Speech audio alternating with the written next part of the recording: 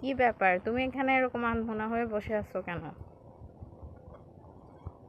চারিদিকে যে পরিমাণ ধর্ষণ, খুন, নারীদের উপর সহিংসতা যেভাবে হচ্ছে, নিজের কাছেই কেমন যেন খারাপ লাগছে।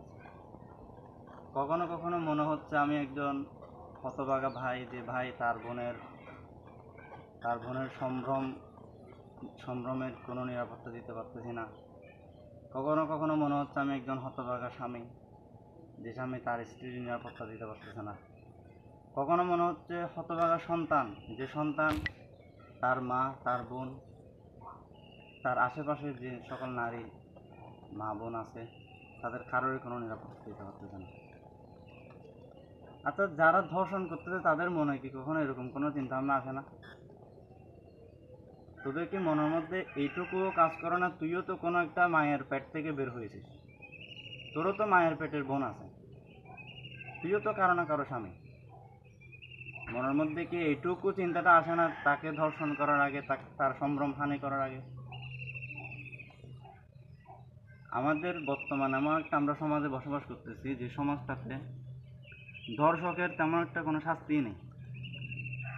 প্রত্যেকটা ধর্ষকের এমন শাস্তি হওয়া দরকার, যেখানে তাকে পাওয়া যাবে ওইখানে তাকে সর্বোচ্চ শাস্তির আওতায় আনতে হবে। সেটা হোক প্রশাসন, হোক মানুষজন, যেই হোক, তাকে সর্বোচ্চ শাস্তির আওতায় আনা দরকার। আমি প্রত্যেক মা বাবাকে অনুরোধ করব, আপনারা বিবাহকে সহজ করেন, সন্তান বকে যাওয়ার আগে তাকে ধর্মীয় অনুশাসন, তাকে নীতিবোধ সব দিক দিয়ে তাকে আপনারা শিক্ষা দেন। বাচ্চাকে কন্ট্রোল করেন, সে কোথায় যাচ্ছে না যাচ্ছে এগুলো মনিটর করেন, এগুলো খুব প্রয়োজন। আমার এই ফেসবুক ভিডিওতে যারা আমাকে দেখছেন, আমার কথাগুলো শুনছেন, প্রত্যেকের প্রতি আমার অনুরোধ। আশা করতেছি আমার ফেসবুকে এমন কোনো বন্ধু নেই বা আমার এমন কোনো ভাই নাই যারা এইসব কাজে লিপ্ত আছে। তারপরও আমি অনুরোধ করব, এই ভিডিওর মাধ্যমে যারা দেখতেছেন সবার কাছে আমার একটাই অনুরোধ, ধর্ষণকে রুখে দিন, এই সমাজটাকে সুন্দরভাবে প্রতিষ্ঠা করুন।